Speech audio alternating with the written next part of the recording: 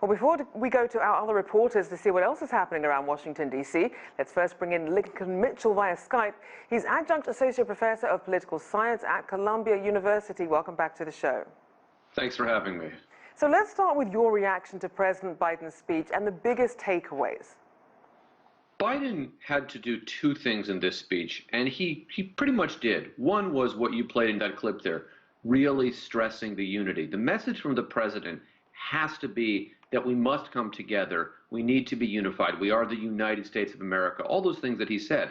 On the other hand, there also has to be a message that the Democratic rollback of the previous 4 years, the authoritarian impulses of the previous administration, the embrace of white supremacy, the insurrection at the Capitol, these things are not okay, and they cannot stand. And we'll see what happens down the road in terms of prosecutions and investigations, but he alluded enough to that. He spoke about racism in a way that we've never heard from an American president. He used the phrase systemic racism.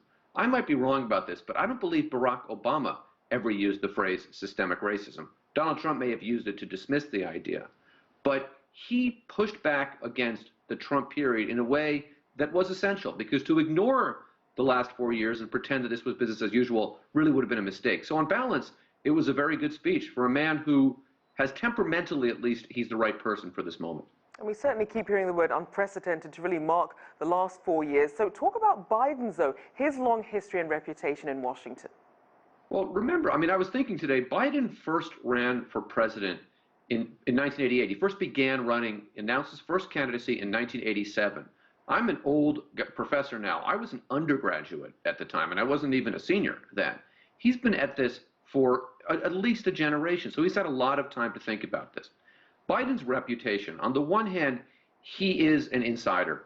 He doesn't really know the Senate the way a lot of people are suggesting, because there's so many new people. He hasn't been in the Senate 12 years, but he knows how these institutions works. He really grew up in the U.S. Senate, so he believes in that and he understands that. He also is someone who has a reputation for not being kind of culturally of Washington. You know, when he was in the U.S. Senate, famously, he took the train home every night to Delaware because, sadly, his wife had died, had been killed in a car accident, and he had these two young boys to take care of.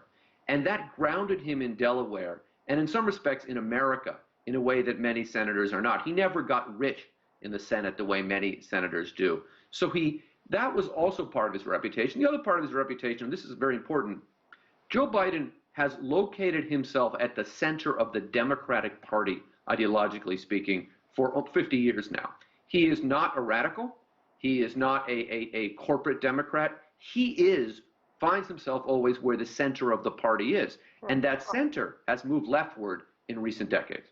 And I also want to look at the rest of his cabinet picks, and for some of those who are still awaiting approval, who should we be keeping an eye on, and what can we expect in terms of the confirmation process and any potential hurdles?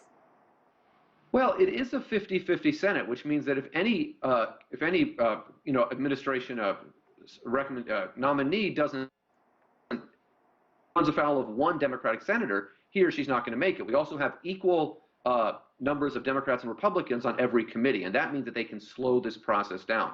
However, with 50, if the Democrats vote as a bloc, and Kamala Harris, of course, supports the nominee, they will get these people through. Now, most of these people in a typical administration would not be controversial at all. Antony Blinken is a Secretary of State with a fantastic resume, firmly in the Democratic Party establishment. Marcia Fudge at HUD, Alejandro Mayorkas for Homeland Security. The only exceptions are Xavier Becerra, who's a nominee for Health and Human Services, who doesn't really come from a medical or health background at this moment, and was known as a kind of left of center member of Congress and a real opponent of Donald Trump as Attorney General. So that may rank some on the right. And Lloyd Austin, his Defense Secretary nominee, who is a general, and they have to get the waiver. And we have a tradition in the United States of civilian control of the military, and Austin kind of runs against that. So we may see some resistance there. Right. But the rest of these people, very much establishment people, very much in the center, and they should get through.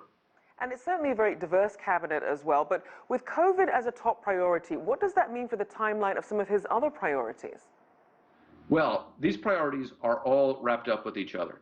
The two things that Biden has to do, right off the bat, is get a plan to increase the number of vaccines. He has said 100 million vaccines in 100 days. Just to put that in perspective, if he does 200 million vaccines in 200 days, that means someone like me probably gets my vaccine in late July. So he's got to accelerate that.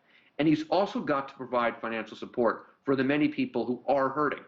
If he's able to pass that legislation, everything else will become easily. He will become more popular. People will see him as a successful legislator, and the major problems facing the country will begin to be under control. If he has to spend 2 months fighting to get that through, he's going to have a very tough presidency. All right. Well, thank you. Appreciate your insights. Lincoln Mitchell there, Adjunct Associate Professor of Political Science at Columbia University.